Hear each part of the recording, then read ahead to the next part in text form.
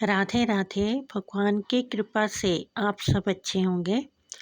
आज की वीडियो में मैं आपको बताऊंगी कि चौथे नवरात्रे में माँ कूष्मांडा की पूजा हम किस तरह करें और क्या उपाय करें कि हमारे घर से दरिद्रता, रोग सब दूर हो जाएं। चौथे नवरात्रे में माँ कूष्मांडा की पूजा की जाती है। माँ सभी सुखों को देने वाली है और माँ अपने भक्त के सभी दुख दूर करती है। माँ की अष्टभुजाएं हैं और माँ का रूप बहुत ही सौम्य है। माँ ने सुनहरी वस्त्र धारण किए हुए हैं।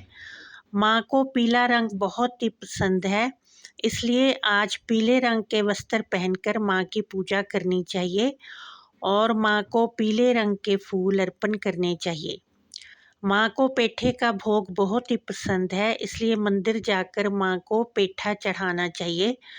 यदि कोई आदमी घर में बहुत ही बीमार है तो उसके सिर से सफ़ेद पेठा 21 बार वार कर मंदिर में चढ़ा देना चाहिए।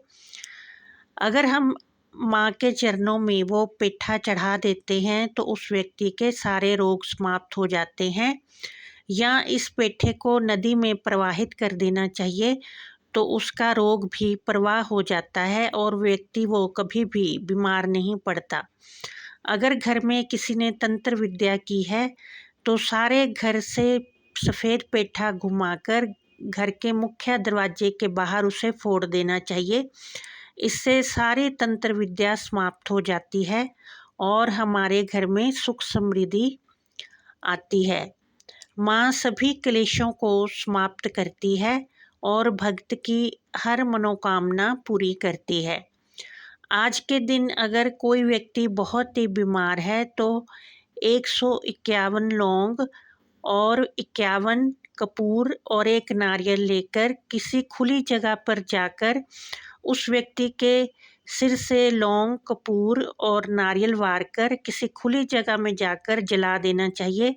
इससे उसका सारे रोग जलकर समाप्त हो जाएंगे और वो व्यक्ति स्वस्थ हो जाएगा। और अगर किसी की शादी नहीं हो रही, घर के सदस्यों में से किसी की शादी में रुकावटें आ रही हैं, तो 36 लौंग, 6 कपूर, चावल और हल्दी ये ले जाकर माँ के चरणों में आज रख देना चाहिए। तो इससे उस व्यक्ति की शादी में आने वाली रुकावटें समाप्त हो जाती है और माँ घर में फिर मंगल करती है।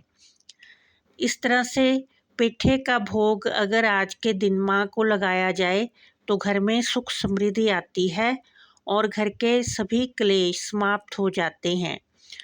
कूष्मांडा माँ ने ही सारे ब्रह्म की रचना की है और माँ ने जब देखा कि चारों तरफ अंधकार है तो माँ मुस्कुराई और माँ ने ही सूर्य को रोशनी दी और सारे ब्रह्मांड की रचना की।